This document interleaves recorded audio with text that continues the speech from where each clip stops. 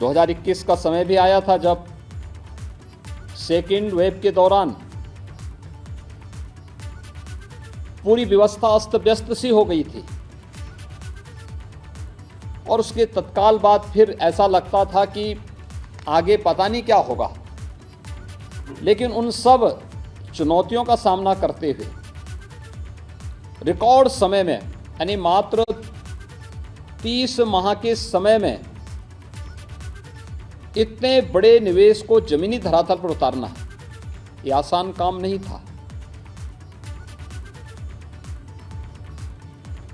उस कार्य को आगे बढ़ाने का जो कार्य आज संडीला में देखने को मिल रहा है, यह उत्तर प्रदेश के एक नए औद्योगिक प्रवेश को भी प्रदर्शित करता है कि उत्तर प्रदेश आज देश के औद्योगिक निवेश के सबसे बड़े गंतव्य के रूप में उभर रहा है। और इसमें सबसे बड़ी बात यह कि जो आदरणीय प्रधानमंत्री जी की मंशा है कि उत्तर प्रदेश $1 ट्रिलियन की इकोनॉमी के रूप में देश की अर्थव्यवस्था के ग्रोथ इंजन के रूप में उभरे, उसके लिए अपना योगदान दें। यह पिछले कुछ समय से ये सभी नज़ारे आपको प्रदेश के अंदर देखने को मिल रहे होंगे। 10 फरवरी से 12 फरवरी के बीच में प्रदेश की राजधानी लखनऊ में आयोजित ग्लोबल इन्वेस्टर समिट इसका एक उदाहरण है। आप सबने इस बात को देखा होगा कि अक्सर होता था कि जब भी निवेश की बात प्रदेश में होती थी तो निवेश का मतलब प्रदेश के अंदर एनसीआर का रीजन माना जाता था। नोएडा, ग्रेटर नोएडा, बहुत हुआ तो यमुना अथॉरिटी और गाजियाबाद। 2017 के पहले हमारे सामने चुनौती थी। क्षेत्रीय आर्थिक विषमता को दूर करने के लिए क्या कुछ किया जाना चाहिए। निवेश बहुत होता था, राजधानी लखनऊ तक पहुंच पाता था, यानी नोएडा, ग्रेटर नोएडा के बाद गाजियाबाद और गाजियाबाद के बाद फिर लखनऊ। इन चौथे, इसके अलावा कोई पांचवा स्थान नहीं था कि जहां पर कोई भारी भरकम निवेश के साथ आगे बढ़ सके।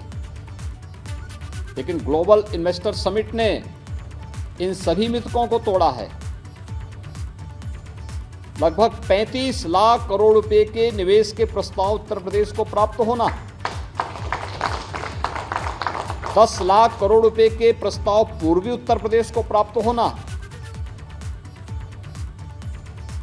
4,29,000 करोड़ रुपए से अधिक के प्रस्ताव बुंदेलखंड रीजन को प्राप्त होना,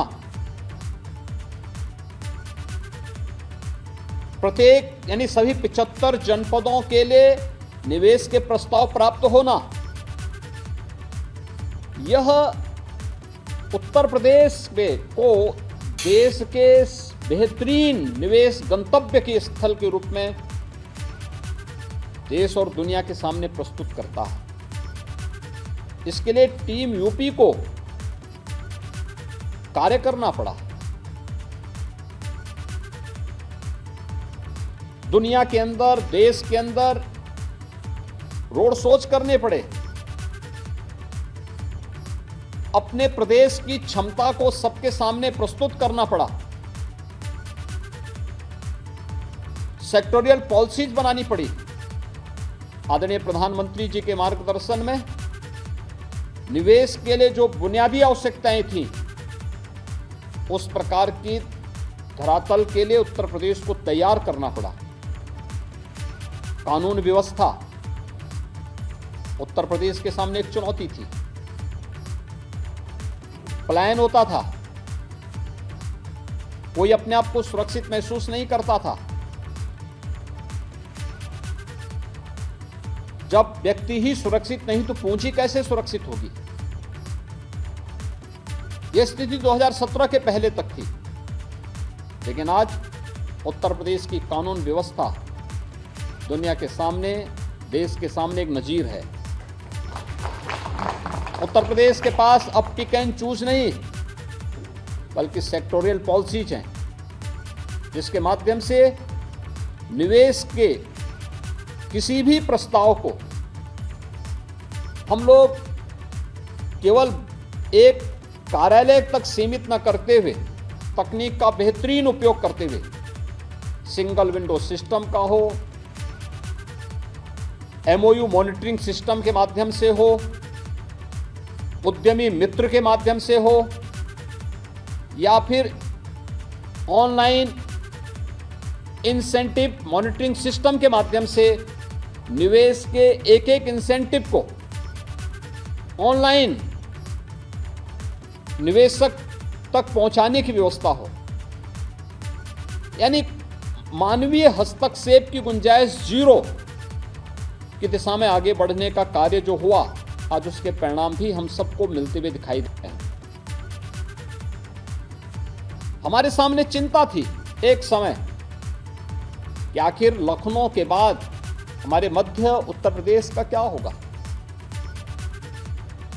हम लोग जब भी आदरणीय प्रधानमंत्री जी के द्वारा विगत 9 वर्ष के दौरान जो विभिन्न प्रकार की लोक कल्याणकारी योजनाएं देश के अंदर घोषित हुई, उसके बारे में देखते थे। सीतापुर में, हरदोई में लाखों परिवार ऐसे मिलते थे जिनके पास रहने के लिए आवास नहीं थे, फूस की झोपड़ियों में रहने के लिए जिन्हें मजबूर रहना पड़ता था, शौचालय नहीं थे।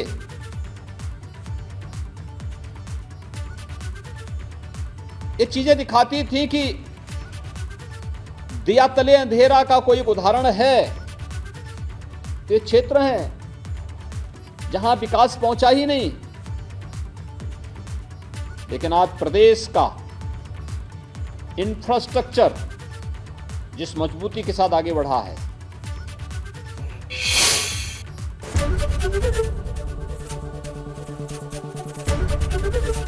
एबीपी गंगा, खबर आपकी, जुबान आपकी।